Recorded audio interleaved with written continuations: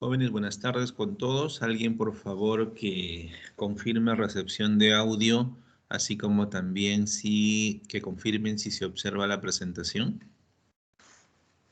Sí, doctor, sí se observa y sí se le escucha muy bien. Ya, perfecto, jóvenes. Entonces, buenas tardes con todos. Aún hay pendiente, creo, algunos estudiantes que están ingresando, pero vamos dando inicio con la presentación de la clase teórica programada para el día de hoy. En esta semana hemos venido desarrollando pues algunos temas en relación a los cánceres, ¿no? Hemos visto las bases moleculares del cáncer, cómo se vienen generando estos a través de una secuencia de mutaciones sucesivas en genes, ¿no? Que normalmente se mantienen en equilibrio en el organismo y que estas mutaciones van promoviendo multiplicación, replicación celular, van interviniendo entre los factores que regulan estas proliferaciones, van dañando algunos genes que promueven la muerte celular programada, ¿no? Y se van dando en ese sentido mutaciones genéticas consecutivas que van a llevar a la generación de las neoplasias malignas, ¿no? Así como también que estos cambios moleculares aunados a estímulos ambientales o infecciones virales o infecciones bacterianas pueden terminar condicionando la aparición de la neoplasia, ¿no? Uno de los ejemplos que hemos puesto como manifestación es el PBH, ¿no? El PBH que dentro de los serotipos de alto grado necesita pues de estimulantes medioambientales, según algunos estudios, ¿no? Para poder generar pues las neoplasias malignas. Pero estos cánceres van a manifestar también un comportamiento clínico, características clínicas que van a acompañar a la presentación de estas neoplasias malignas, ¿no? Y que son ya conocidas, pero las vamos a mencionar de acuerdo a la programación del sílabus que nosotros tenemos para este semestre académico, ¿no? Entonces, estos aspectos clínicos de las neoplasias, pero antes vamos a mencionar, por ejemplo, eh, la frecuencia con lo que se producen las neoplasias malignas, ¿no? Aquí tenemos un cuadro representativo en donde observamos, pues, a nivel del mundo, cuál es el comportamiento de la incidencia de estos cánceres, así como también la mortalidad que pueden desencadenar cada uno de ellos, ¿no? Este es un cuadro, el más actualizado que encontré fue es del 2020, ¿no? En una presentación de la Organización Mundial de la Salud acerca de los cánceres más frecuentes en el mundo, ¿no? A nivel nacional encontraba a partir del 17, 16 hacia abajo, pero que guardan bastante relación con las estadísticas que nosotros tenemos, ¿no? Miren, en cuanto al sexo masculino, nosotros podemos encontrar una frecuencia de presentación de la neoplasia maligna que va encabezándola, que es el cáncer de próstata, ¿no? Y este cáncer de próstata en el cual nosotros encontramos pues la presencia de una neoplasia maligna de origen epitelial, que se genera a partir de las glándulas que revisten estos. ¿Mm? Ahí los tenemos, ¿no? Es una de las patologías de presentación muy frecuente, las que nos permiten a nosotros los varones, mientras más años tengamos, ¿no? Mientras nuestra expectativa de vida vaya creciendo, la probabilidad de manifestar pues una neoplasia maligna se va incrementando. Y la posibilidad de una neoplasia maligna de próstata no es muy alejado, ¿no? Es una neoplasia maligna de presentación bastante frecuente. Nosotros en el ejercicio diario de nuestra profesión encontramos bastante presentación de neoplasias malignas, ¿no? Desde adenocarcinomas bien diferenciados, ¿no? Hasta medianamente diferenciados. Muy raro encontramos nosotros adenocarcinomas poco diferenciados en el ejercicio nuestro, ¿no? Tener en cuenta pues, que nuestra población es cautiva y que realizan controles bastante sucesivos, ¿no? Pero esta es una de las neoplasias malignas que también termina determina pues un alto porcentaje de mortalidad en relación a otras neoplasias malignas, ¿no? Que le sigue en frecuencia y mortalidad al cáncer de mama, ¿no? Pero van muy pegados de la mano. Esto es una información pues de cáncer a nivel mundial. La mama es la neoplasia maligna de presentación a nivel mundial más frecuente, ¿no? Ahí lo tenemos, ¿no? Y que origina pues mortalidad también en un gran grupo de mujeres afectas, ¿no? Y lo tenemos que va liderando, tanto la mortalidad como la incidencia de este tipo de neoplasias, tanto el de mama como el de próstata, ¿no? Uno en el sexo masculino, otro en el sexo femenino. Le sigue en frecuencia de presentación pues el cáncer colorectal, ¿no? Esta es una neoplasia maligna de presentación bastante frecuente y que lo encontramos nosotros de presentación eh, frecuente en nuestro medio, ¿no? Nosotros, por ejemplo, tenemos resecciones de segmentos de colon con diagnósticos previos de adenocarcinoma, de diagnósticos previos, es decir, en las biopsias, ¿no? Y tenemos resecciones de ellos. El último colon que hemos recibido ha sido el día de ayer, ¿no? Una resección de un adenocarcinoma medianamente diferenciado en el estudio de la biopsia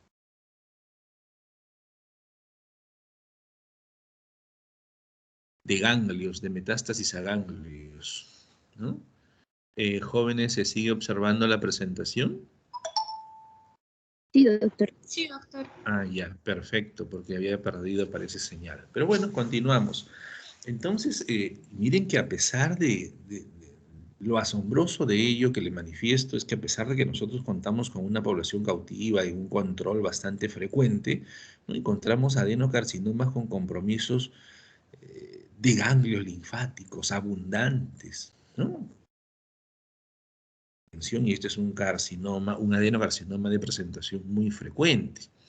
Le sigue en frecuencia de presentación, lógico, a nivel del mundo, el carcinoma escamoso de cuello uterino, ¿no? Esta neoplasia maligna es encadenado generalmente pues, por los serotipos de alto riesgo en relación al PBH, ¿no?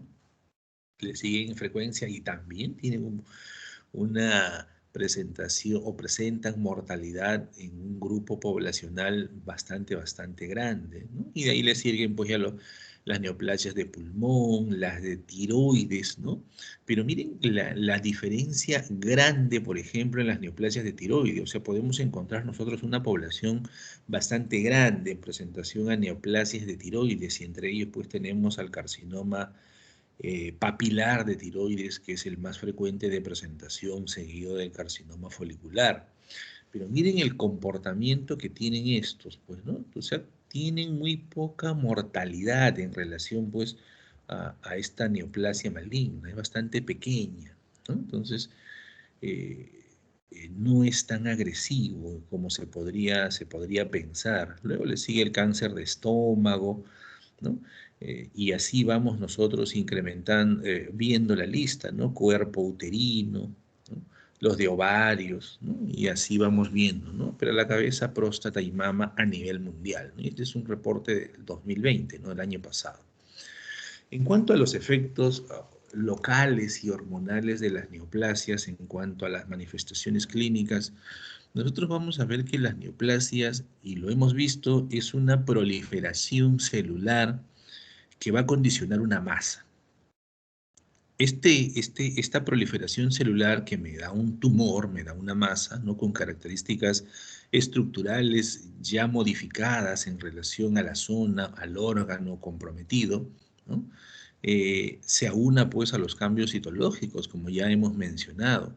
Y esta proliferación indiscriminada por las mutaciones, ¿no? Sucesivas que condicionan esta tumoración o esta neoplasia maligna, van ocupando un espacio, ¿no? Van formando una masa tumoral. Uno de los ejemplos clásicos y típicos es el osteosarcoma, la neoplasia maligna de presentación más frecuente a nivel óseo, ¿no? Que este se origina a nivel de la médula y que su comportamiento tanto proliferativo como infiltrativo en estadios iniciales condiciona un levantamiento del periósteo, ¿no? Y este efecto de masa, porque se van multiplicando de una manera bastante incrementada, ¿no? Y que ese es un comportamiento propio de las neoplasias malignas, levantan este periósteo, ¿no? Y lo cual en estadios no muy avanzados nosotros lo podemos evidenciar en la toma de una placa radiográfica, nos forman estructuras triangulares a ese nivel, que ya me revelan pues que hay un proceso expansivo que está condicionando lesión de la estructura ósea, ¿no? Este efecto de masa es una de las manifestaciones propias y bastante frecuentes que nosotros encontramos en los tumores. Y esto desencadenado básicamente por el gran número de mitosis, por un índice proliferativo bastante abundante, ¿no? Esto va comprometiendo, va destruyendo, ¿no?, estructuras vecinas, va ejerciendo efectos de masa, ¿no? Por ejemplo, este tumor del osteosarcoma que dábamos como ejemplo va destruyendo la estructura ósea y va comprometiendo las estructuras que conforman la articulación de la rodilla, ¿no? Esto es la presentación más frecuente, es a nivel pues de tercio distal de fémur, ¿no? Esa es la localización más frecuente, pero no es la única, la podemos encontrar nosotros de presentación en otras áreas. O los efectos de masa que producen, por ejemplo, el carcinoma de cabeza de páncreas, ¿no?, que termina condicionando procesos obstructivos, ¿no?, por un efecto de masa, que es la neoplasia maligna de presentación más frecuente del páncreas, de localización a nivel de cabeza de páncreas. Entonces, estos definitivamente ejercen un efecto de masa, un efecto de compresión sobre las estructuras vecinas. Y muchos de estos órganos muchos de estas neoplasias terminan teniendo un comportamiento de producción hormonal, ¿no?, en órganos endocrinos, así como también en órganos no endocrinos. Una de las manifestaciones clínicas de presentación bastante frecuente en los cánceres, sobre todo en las neoplasias malignas, que ya tienen compromiso de estructuras vecinas, que tienen un compromiso de tipo infiltrativo, ¿no?, y que muchos de ellos manifiestan cambios citológicos en relación a neoplasias malignas indiferenciadas o poco diferenciadas, van a presentar la característica de la pérdida de peso, ¿no? Van a presentar debilidad, anorexias, anemias, ¿no?, que es una de las manifestaciones, ¿no? Cuando uno realiza las historias clínicas, la pérdida de peso aunada a una edad avanzada, ¿no?, ya me hace pensar en descartar alguna neoplasia y ir recabando información que me ayude a determinar la localización, ¿no? Un dolor localizado a nivel del epigastrio que atraviesa pues hasta la espalda, ¿no?, que se extiende en cinturón, refieren, ¿no?, con pérdida de peso, ¿no?, Eh, con debilidad, con cansancio, ¿no? Puede estar relacionada a una neoplasia maligna de cabeza de páncreas, ¿no? Una sintomatología relacionada con llenura precoz, ¿no?, y se hincha el abdomen con producción de gases intensos, con baja de peso, que es una de las características importantes. Tengo que pensar yo en una neoplasia maligna o descartarla por lo menos, ¿no? La otra manifestación que vamos a encontrar es la pérdida equivalente de la grasa y el músculo magro, ¿no? Y esto desencadenado por la pérdida de peso, desencadenado por el aumento del metabolismo basal que va a condicionar esta sintomatología. Y muchas de estas neoplasias malignas van acompañadas pues de signos de inflamación generalizada. Y ya hemos visto, ¿no? Si nosotros tenemos cambios en el ADN de nuestras células, nuestra respuesta inmunitaria, siempre y cuando sea competente la respuesta inmunitaria, va a ejercer, pues, va a venir con el objetivo de identificarlos y tratar de eliminar a estas células neoplásicas. Entonces, Las neoplasias malignas, en la gran mayoría de ellas, pues están rodeadas de un proceso inflamatorio, ¿no? Así como también la producción del factor de necrosis tumoral alfa, ¿no? Conocida antiguamente como la caquectina. Los factores hormonales liberados por el tumor, ¿no? Son factores inductores de proteólisis, definitivamente, ¿no? Que van a ir sumando a esta sintomatología de los pacientes. Una de las manifestaciones tempranas y que muchas veces termina condicionando confusión al momento de establecer el diagnóstico de una neoplasia maligna son aquellos síndromes paraneoplásicos que muchas veces no guardan una relación directa con la presencia de la tumoración, ¿no? Y son los famosos síndromes paraneoplásicos y que terminan muchas veces confundiendo y desorientando en el diagnóstico. Aquí nosotros vamos a encontrar signos y síntomas que no se pueden explicar por la distribución anatómica del tumor o por la elaboración de hormonas propias del tejido originario del tumor. Y los encontramos en el 10% de los pacientes oncológicos. Tiene importancia, por supuesto, ¿no? Como todo en la vida, no hay nada 100% malo ni 100% bueno, ¿no? Estos síndromes paraneoplásicos le podemos dar cierta importancia y podemos ver que estos pueden estar relacionados con las primeras manifestaciones clínicas de las neoplasias, ¿no? Estas manifestaciones clínicas que pueden ser hasta muy importantes o que pueden estar orientadas también a generar pues la pérdida de la vida. Recordemos que las neoplasias malignas hay algunas que tienen un comportamiento bastante agresivo y otras que no lo son tanto, ¿no? Como por ejemplo en el cuadro que hemos visto, que los carcinomas de tiroides pues terminan teniendo un porcentaje bastante bajo en relación a la mortalidad, ¿no? Estos síndromes paraneoplásicos pueden imitar enfermedades metastásicas, ¿no? O sea, imitarlas, no siéndolas, pero pueden dar manifestaciones que pueden hacerme pensar de repente que hay una metástasis a ese nivel y optar por un tratamiento inadecuado, ¿no?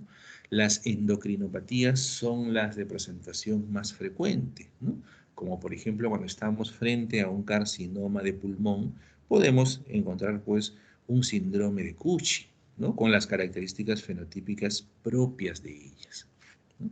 Entonces, estos síndromes paraneoplásicos pueden presentarse en diversos cánceres, ¿no? Y aquí tenemos, por ejemplo, un grupo de manifestaciones paraneoplásicas. Estas están relacionadas pues a dermatosis paraneoplásicas, como por ejemplo tenemos la acantosis nigricans, ¿no? Y son unas manchas hiperpigmentadas que se pueden encontrar en partes de nuestro cuerpo y que están relacionados a los adenocarcinomas gástricos sobre todo, ¿no?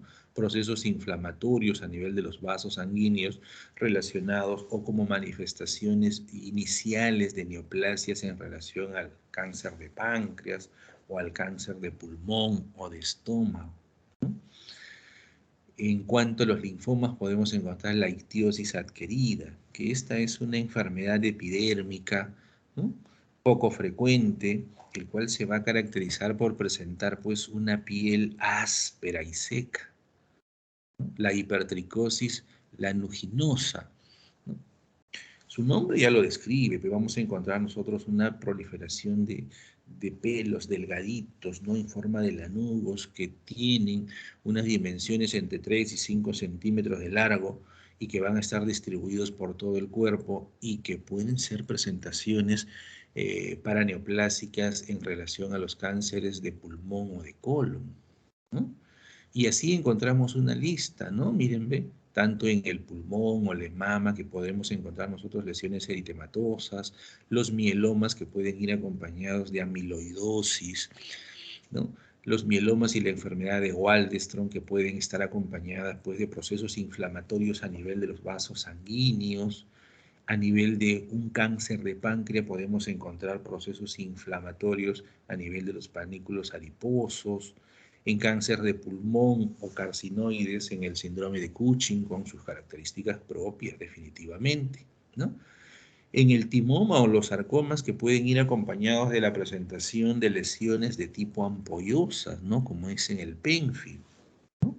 O en el carcinoma bronquial que encontramos pues unas lesiones en las palmas de la mano, como unos surcos bastante pronunciados a este nivel, ¿no? Que es la acantosis palmar. Entonces, estos síndromes paraneoplásicos pues pueden ser manifestaciones de neoplasias malignas y que pueden terminar orientándonos en relación pues a los diagnósticos, ¿no? Lógico cuando tenemos conocimientos de ellas para que nos puedan orientar, pero si no, pueden terminar todo lo contrario, condicionándonos confusión para establecer los diagnósticos. En cuanto a la neoplasia maligna, nosotros vemos una gradación en ellos, ¿no? Y nosotros lo reportamos y nos permite clasificar a estas neoplasias malignas.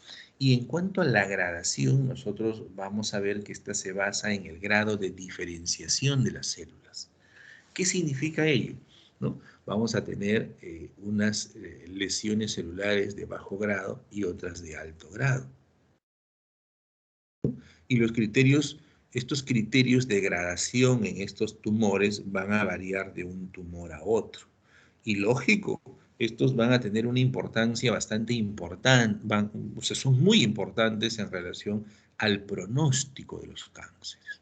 ¿Qué significa ello? Miren, el ejemplo que nosotros tenemos aquí en la parte inferior, tenemos dos imágenes, ¿no? Esta imagen, ¿no?, que te vemos acá, en la cual nosotros, este es un adenocarcinoma de próstata, ¿no? Y el de acá también, ¿no? Es un adenocarcinoma de próstata, en el cual nosotros acá observamos estructuras tubulares, ¿no? Tubulares, tubulares, tubulares, pero llama la atención algo, llama la atención que yo en esta neoplasia maligna encuentro, miren, incluso en estas zonas puedo encontrar una distribución basal de los núcleos y que forman estructuras tubulares y que tienen un citoplasma amplio, ¿no? Entonces, si yo analizo en un contexto general la neoplasia maligna, digo, pero incluso en ojos no muy bien entrenados podrían decirme, pero ahí como que no hay ciertos cambios en relaciones a las neoplasias, ¿no? Yo veo estructuras tubulares, ¿no? Pareciera que los núcleos tienen ciertos cambios, pero no, hay zonas que yo las veo ordenadas, ¿no? No me llama la atención la presencia de los nucleolos, ¿no? Y en ojos no muy bien entrenados, y sobre todo cuando estamos frente a una biopsia filiforme, que es lo que nosotros recibimos en los cánceres de próstata, y si recibimos solo 3 que 4 glándulas, podemos decir, ¿no? No hay neoplasia maligna, una hiperplasia, una nodular prostática, glandular, una prostatitis crónica, ¿no? Pero esas características nosotros las encontramos en los adenocarcinomas de esta glándula prostática bien diferenciadas, ¿no? Estas neoplasias malignas bien diferenciadas terminan siendo una neoplasia maligna, donde las características estructurales y muchas veces estructurales y citológicas no son marcadas, pero sí corresponden a una neoplasia maligna. ¿Qué es lo que tendría yo que buscar? Aquí tendría que buscar pues la ausencia de la capa de células basales, ¿no? Y estructuralmente ya hay cambios, a pesar que citológicamente parecen no evidenciar cambios muy marcados, ¿no? ¿Por qué? Porque las glándulas yo no tendría que encontrarlas así tan pegaditas, por más santitas que parezcan estas células, ¿no? Y tengo estructuras tubulares, ¿no? Entonces aquí la estructura de las glándulas juntas unas a otra y tendría que determinar la presencia o ausencia de la capa de células basales. Y lógicamente una neoplasia maligna no van a haber estas células basales, va a haber una ausencia, no van a estar presentes. Estos adenocarcinomas bien diferenciados en la neoplasia maligna de la glándula prostática, ¿no?, me van a revelar que si bien es cierto es un cáncer, es una neoplasia maligna, ¿no?, pero el comportamiento de esta neoplasia maligna no va a ser muy agresivo si la comparo con los adenocarcinomas medianamente diferenciados o poco diferenciados de la propia glándula prostática, ¿no? Ese es el valor que nosotros le damos, ¿no? Entonces, muchas veces, si el adenocarcinoma bien diferenciado es focal, ¿no? Es focal el adenocarcinoma, eh, lo encontramos en un filamento en un 5%, 3%, 2%. Muchas veces el urólogo termina teniendo una conducta expectante, ¿no? Claro, hay otros urólogos que sí tienen una conducta bastante agresiva y dicen que toda neoplasia maligna se saca antes que comience a extenderse o que se haga poco diferenciada, ¿no? Entonces, yo voy a entender pues que este es un adenocarcinoma bien diferenciado, Gleason 3+3, y digo 3+3 y ya lo vamos a ver. ¿Por qué? Cuando yo veo un cáncer, si tengo estructuras tubulares, le doy un puntaje de 3. Si estas estructuras tubulares tienen alteraciones y manifiestan una estructura de tipo cribiforme, le doy un puntaje de 4.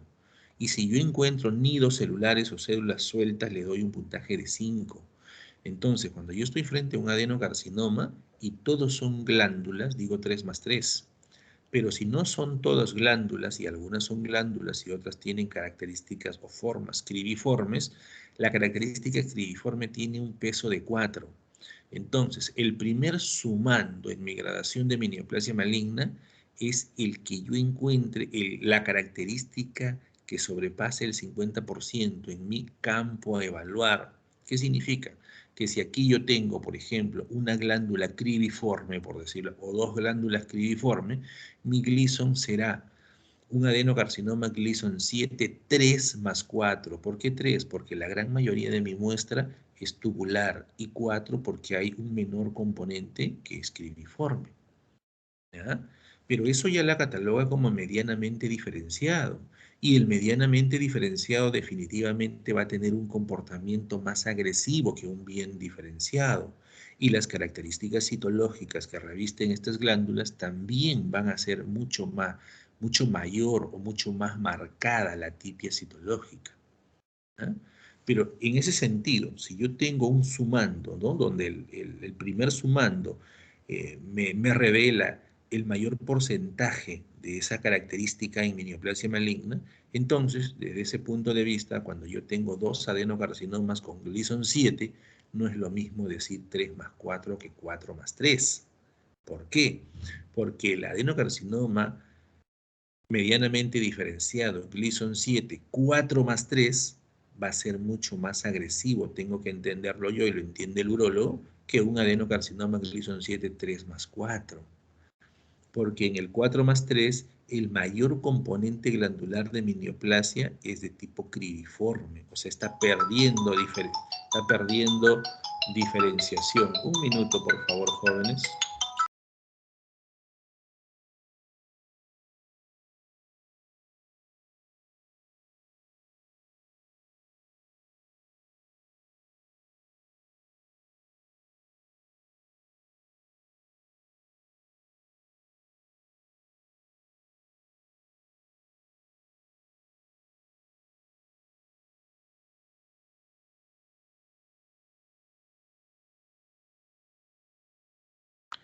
Entonces, pues definitivamente eso va a tener una relación directa, ¿no? Va a tener una relación directa con el pronóstico de mi paciente, ¿no? Y cuando yo ya paso a un adenocarcinoma poco diferenciado, yo encuentro células sueltas. O la neoplasia maligna tiene una proliferación donde yo estoy encontrando una masa celular. Y es lógico, si yo tengo, ¿no?, una masa celular donde hay una proliferación de estas células neoplásicas, donde casi ya no observo estructuras glandulares, ¿no?, o muy pocas, miren, muy pocas, ¿no? Yo puedo encontrar y decir, pues, que estoy frente a una neoplasia maligna, aquí diría yo, pues, 5 más 3, ¿no? O 5+4, ¿no? Porque todavía veo 5+4. Y estoy frente a un adenocarcinoma Gleason 9, 5+4, porque estas células ya están sueltas, forman nidos celulares, pero yo puedo considerar 3 si me llevo por esta glandulita, ¿no? O 4 si me llevo por estas. Entonces ahí me llega la duda, pues ¿será 3 o será 4? Si yo encuentro mayor componente cribiforme, definitivamente va a ser 4, ¿no? Pero si encuentro mayor componente tubular, voy a utilizar como segundo sumando el número 3, ¿no? Entonces eso ya la cataloga como un adenocarcinoma Gleason 9 poco diferenciado. Y los adenocarcinomas poco diferenciados al momento de establecer el diagnóstico, ya nosotros tenemos que pensar que muchas veces, mientras va perdiendo diferenciación este adenocarcinoma, yo lo puedo encontrar que está infiltrando la cápsula. O ya puedo encontrar infiltración de ganglios pélvicos. Y que definitivamente eso pues le da un comportamiento a este tumor mucho más agresivo y el estadiaje probablemente ya no sea el mismo que un adenocarcinoma bien diferenciado, ¿no? Lo mismo sucede con los adenocarcinomas, por ejemplo, a nivel gástrico. Yo tengo un adenocarcinoma bien diferenciado cuando veo estructuras tubulares. Conforme voy perdiendo estructuras tubulares y las características citológicas se van haciendo más marcadas en relación a malignidad, se va perdiendo, pues, van perdiendo diferenciación y voy a encontrar los adenocarcinomas bien diferenciados, medianamente diferenciados y poco diferenciados, con un comportamiento más agresivo conforme pierden diferenciación. No sería extraño, cuando yo estoy frente a un adenocarcinoma poco diferenciado, pensar, y no sería ilógico pensar que ya de repente hay metástasis, que ya hay infiltración de ganglios, que ya hay perforación, que hay ruptura de la cápsula que las puede envolver, ¿no? Entonces no es raro, no es extraño. Por ejemplo, ¿no? Esta es una neoplasia maligna. Y alguien pone, ¿y qué neoplasia maligna será? Pues, ¿no? ¿De dónde será? Más que de dónde sea una neoplasia maligna, a nosotros en nuestra evaluación nos interesa saber la estirpe celular que está condicionando la neoplasia maligna. Y cuando nosotros observamos esta muestra, pues a nadie se le va a ocurrir pensar que esta es una neoplasia maligna bien diferenciada. Todo lo contrario, ¿no? Aquí yo veo que estoy observando hipercelularidad. ¿Qué estoy observando? Miren esta mitosis completamente atípica, ¿no? O estas que están acá. Miren este conglomerado de células que parecieran una célula gigante multinucleada, ¿no? Y la presencia de estos nucleolos. En consecuencia, yo digo que esta es una neoplasia poco diferenciada. Y conforme estas las neoplasias malignas van perdiendo diferenciación, es mucho más difícil determinar el estirpe celular que condiciona la neoplasia maligna.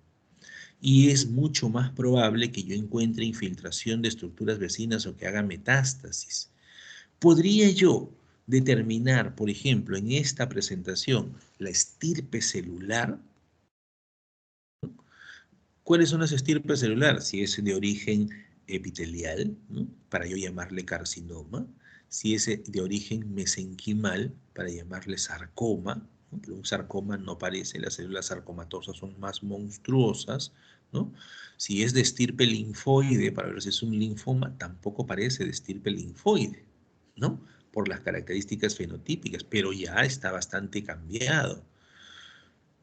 Entonces, lo más probable es que este pertenezca a un carcinoma, ¿no? Y es un carcinoma, ¿no? O sea, la muestra que yo le he traído es para diferenciar. Este es un carcinoma epidermoide poco diferenciado. Y el que tenemos acá es un carcinoma epidermoide o escamoso bien diferenciado, ¿no? Las características citológicas son completamente diferentes. Mira, aquí tengo en la piel, se genera pues la neoplasia maligna, tiene un comportamiento infiltrativo, pero yo observo todavía mis elementos celulares, forman nidos, y la característica en el carcinoma epidermoide de la piel es que estos terminen haciendo estas estructuras, que nosotros la conocemos como perlas córneas. Cuando en un carcinoma epidermoide o escamoso yo observo la presencia de perlas córneas, significa que es un carcinoma bien diferenciado. Conforme van perdiendo diferenciación las neoplasias malignas, epidermoides o escamosas de la piel, ¿no? Van perdiendo la presencia de estas perlas córneas, ¿no? Entonces ya no las observo y las características citológicas se van haciendo más marcadas en relación a la tipia. Miren, ¿ven? Ahora, si yo tengo mi muestra, ¿qué tendría que buscar en estas zonas para determinar la estirpe celular por características citológicas? Tienen citoplasma eosinófilo y tendría que encontrar que a veces en algunos elementos celulares la presencia de los desmosomas que unen los elementos celulares de los queratinocitos. Si yo encuentro desmosomas, definitivamente no necesitaría recurrir a los marcadores de inmunohistoquímica para precisar la estirpe celular. Pero si no, en los carcinomas poco diferenciados, y si yo no tengo la zona o la localización, yo tengo que recurrir a los marcadores de inmunohistoquímica. Si quiero saber si esta neoplasia maligna es de origen epitelial, le pediré pues unas citoqueratinas, ¿no? O si quiero saber si es de origen linfoide, le pediré pues un ACL, ¿no? O un CD45. Y de esa manera en las neoplasias malignas poco diferenciadas encontramos la estirpe celular que ha originado pues esta neoplasia maligna. Eso nos ayuda mucho, por ejemplo, cuando estamos frente a neoplasias malignas metastásicas, ¿no? A veces es difícil determinar el origen primario de la neoplasia maligna. Entonces, este es uno bien diferenciado. Entonces, este es mucho menos agresivo que el que tenemos acá. El pronóstico de este es mucho mejor que el que tenemos acá, ¿no? Eso. Y este de repente ya hizo metástasis. Lo más probable que este no haya hecho metástasis y una resección con bordes quirúrgicos libres me permita establecer un pronóstico bastante favorable. En cuanto a la estadificación de los tumores, aquí pues definitivamente nosotros tenemos estos famosos TNM que son independientes para cada neoplasia, ¿no? Y tienen características propias. En términos generales, ¿qué me interesa a mí determinar? El tamaño del tumor, me va a dar pues la estadificación, la diseminación de los ganglios linfáticos y la característica de metástasis a distancia. Si yo encuentro una metástasis a distancias, ya no me interesa el tamaño del tumor, ya no me interesa el número de ganglios comprometidos, ese es un estadiaje de tipo 4. Cuando no encuentro metástasis, sí me ayuda mucho el tamaño del tumor y dependiendo el tipo de cáncer y la localización que pueda tener, ¿no? Solo el tamaño del tumor ya me orienta bastante a la estadificación. La estadificación final la termina siendo el clínico, ¿no? Con toda la evaluación en contexto. El anatomopatólogo sí da una estadificación, pero de acuerdo a su pieza quirúrgica que recibe, ¿no? Por eso es que el clínico termina haciendo eso. El radiólogo da una estadificación de acuerdo a la evaluación de las imágenes que tiene, ¿no? La resonancia magnética muchas veces termina siendo de gran ayuda para establecer el compromiso de ganglios, la extensión, si ha roto la cápsula o no, y lógicamente va a determinar una ayuda importante para el acto quirúrgico también. La infiltración de los ganglios linfáticos, ¿no? Todo esto en conjunto me va a precisar con mayor exactitud el estadiaje del paciente. Tener en cuenta que el estadiaje en que se encuentre una neoplasia maligna al momento de establecer el diagnóstico es de vital importancia para el pronóstico del paciente.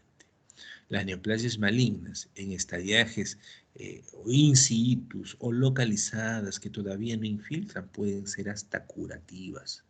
Y las neoplasias malignas en estadiaje que ya han hecho metástasis, el pronóstico es muy malo.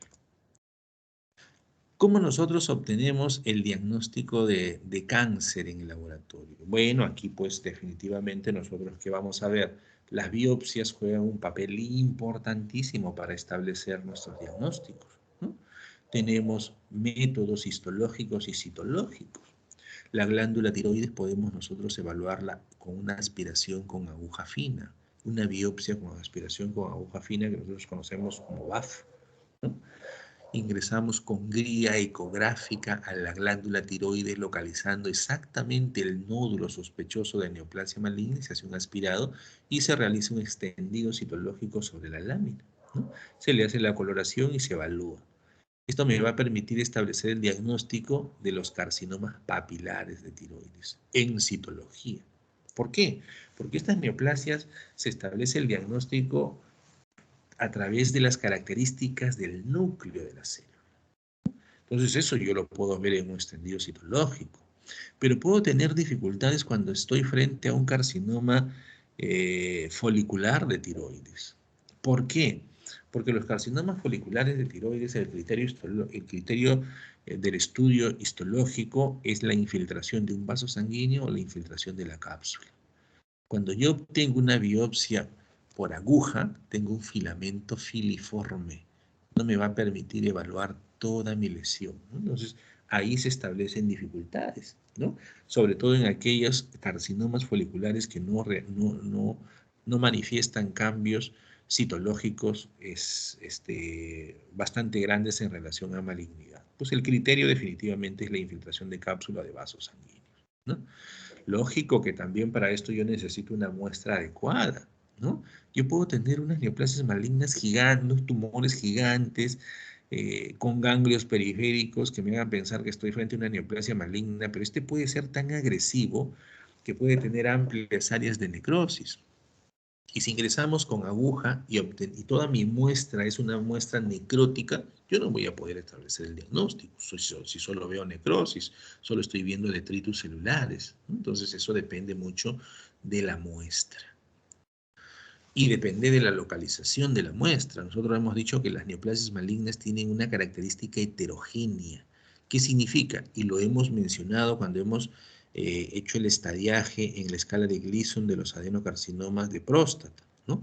Puede encontrar zonas con un adenocarcinoma Gleason 3, pero puede encontrar glándulas cribiformes que ya me cambian ese pronóstico. O puede encontrar en otras áreas de repente células sueltas. Entonces, la estadificación va a ser totalmente distinta, ¿no? Entonces, pueden haber cambios en un estudio de una biopsia con el resultado final cuando se obtiene la pieza quirúrgica, sí, pero solamente en los grados, ¿no? Que tampoco es muy marcado. En cuanto a los tipos de biopsia, tenemos pues diferentes tipos de biopsia, ¿no? Esta es una escisión de esta lesión por una losange, ¿no? Podemos tener una biopsia tipo Chafe, que es como un afeitado. Podemos tener una biopsia con aspiración con aguja fina, ¿no? Podemos tener una biopsia tipo punch, ¿no? Que nosotros obtenemos un cilindro, una muestra de la piel, pero en cilindro. Y podemos hacer estudios citológicos, la citología cérvico-vaginal, ¿no? Que es mal llamada, pues, el Papa Nicolau. El Papa Nicolau es una coloración, ¿no? Entonces, existe, pues, una interpretación errónea por la población general e incluso a veces por personal que trabaja en los establecimientos de salud, ¿no? Se dice, me voy a tomar mi Papa Nicolau, ¿no? La pregunta sería, ¿de dónde? ¿Ah? ¿De dónde va? ¿En dónde en qué muestra te vas a hacer esa coloración, ¿no?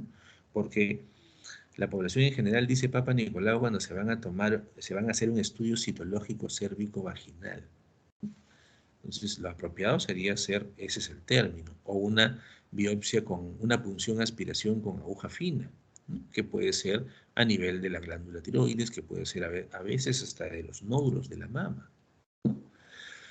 En cuanto al diagnóstico del cáncer en el laboratorio, los marcadores de inmunistoquímica en la actualidad pues han establecido forman parte del estudio de estas neoplasias malignas, sobre todo en aquellas que tienen un compromiso de diferenciación bastante grande, o los llamados tumores o neoplasias malignas poco diferenciadas, donde ya se ha perdido la característica estructural y los cambios citológicos son tan grandes que es bastante difícil precisar la estirpe celular que da inicio a la neoplasia maligna, y sobre todo si estamos frente a neoplasias incluso hasta metastásicas, ¿no? Entonces, ahí nos ayuda pues en los marcadores de inmunistoquímica, una citoqueratina, tumores epiteliales, ¿no? Una bimentina, el origen mesenquimal, ¿no? El CD45, origen linfoide, ¿no? Un S100, origen neural de neoplasias malignas. Entonces, esto nos pueden ir orientando hacia el origen, ¿no? A qué tipo de célula me ha dado mi neoplasia maligna. Claro. Ahora, el estirpe de la origen metastásica también, pues yo puedo encontrar pues nódulos a nivel del pulmón, ¿no? Y estos nódulos a nivel del pulmón, o los puedo encontrar por una neoplasia maligna a nivel de la pleura, ¿no? Una biopsia, pero le hago un TTF1 y me sale positivo. El origen primario de esa neoplasia maligna que se estableció el diagnóstico en la pleura no se ha generado por células de esa zona, sino viene del pulmón, ¿no? El TTF1 me da positivo en muestras de pulmón, así como también en tiroides. O yo puedo encontrar un adenocarcinoma en una biopsia ósea, ¿no? Y tengo sospechas de un adenocarcinoma de próstata. Le hago un PSA, me sale positivo. El origen primario de ese adenocarcinoma que encontré en mi hueso es de glándula prostática, ¿no? Ahí nos ayuda los marcadores de inmunistoquímica. ¿Dónde más nos terminan ayudando? A establecer conductas terapéuticas, ¿no? Cuando establecemos conductas terapéuticas es importantísimo, sobre todo en los carcinomas de mama, ¿no? Donde se les hace pues los receptores de estrógeno y progesterona para ver si se pueden utilizar como terapias hormonales o el HER2, ¿no? Para establecer también tratamientos más específicos, ¿no? Ahí nos ayudan a establecer ellos. A los diagnósticos, pues aquí tenemos pues la citometría de flujo. Esta citometría de flujo, que es un estudio en la sangre periférica o que puede ser en médula ósea o en algunos tejidos, que me permiten determinar el origen de la célula neoplásica, así como también las células tumorales circulantes, en las cuales voy a buscar pues el ADN de la célula para determinar pues qué tipo de célula es la que me está condicionando esta neoplasia maligna, ¿no? En cuanto al diagnóstico de cáncer en el laboratorio molecular y citogenético, pues en la actualidad en el mundo, pues es un ejercicio bastante importante en el diagnóstico, en el pronóstico, ¿no?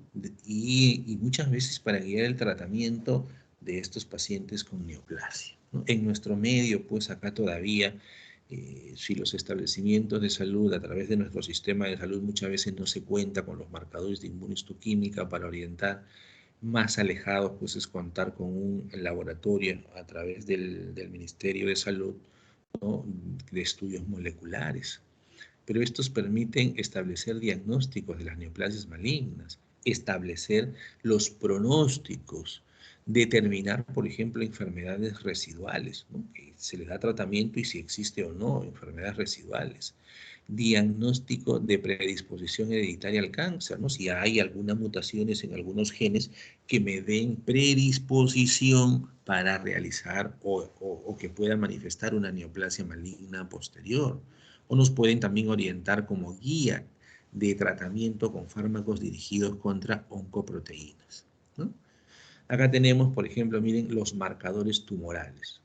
Estos marcadores tumorales también nos orientan a nosotros a establecer, nos orientan a establecer el diagnóstico, no nos dan el diagnóstico, no es contundente, ¿no? Que estos marcadores me orienten a un diagnóstico. Muchas veces lo podemos encontrar elevados también en otras patologías, pero nos orientan bastante, es que aunado a la clínica, aunado a las imágenes, definitivamente nos sirven de ayuda para establecer el diagnóstico definitivo, orientarlo, mejor dicho, ¿no?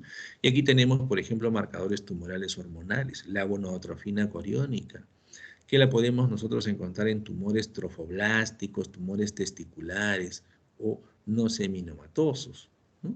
En cuanto a los antígenos oncofetales, podemos tener la alfa-fetoproteína, ¿no? En los cánceres de células hepáticas, ¿no? O el antígeno carcino embrionario, que lo encontramos presente pues, en los carcinomas de colon o de páncreas o de pulmón. Las mucinas y otras glucoproteínas, por ejemplo el CA125 en los cánceres de ovario. Pero como habíamos manifestado inicialmente, no es un marcador absoluto. O sea, puedo encontrar yo otras patologías con CA125 elevadas, por supuesto, e incluso algunas que no estén relacionadas a neoplasias malignas. El CA19-9 que nos orienta al cáncer de colon o al cáncer pancreático, ¿no? Entonces, no es determinante, pero sí, pues, aunada, pues, a los estudios de imágenes y a la clínica nos puede orientar, porque, por ejemplo, yo tengo un CA19-9, ¿no?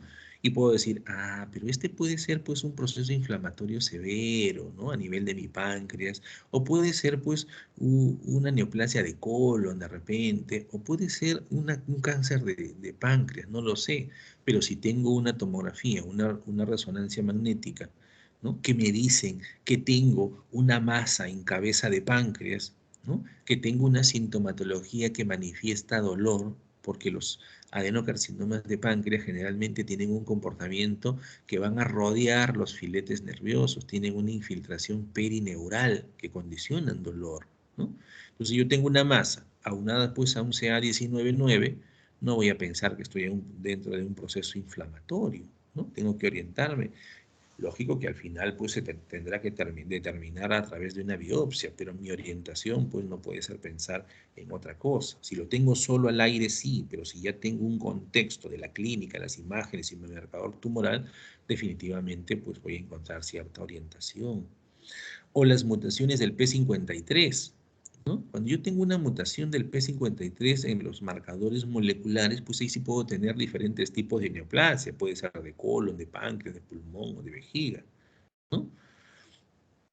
O las mutaciones de los segundos mensajeros, que los puedo determinar a nivel molecular, ¿no? Los segundos mensajeros, estos RAS que iban a estimular la división, la multiplicación celular sin necesidad de tener algún estímulo, ¿no? Y los puedo encontrar en diferentes tipos de neoplasias. Entonces, estos marcadores tumorales nos pueden determinar orientación para establecer los diagnósticos, así como el PSA, ¿no? El PSA me da diagnóstico frente al adenocarcinoma de próstata, no me da diagnóstico, pero sí me orienta. Pues si yo tengo un PSA que está incrementado, aumentado, ¿no?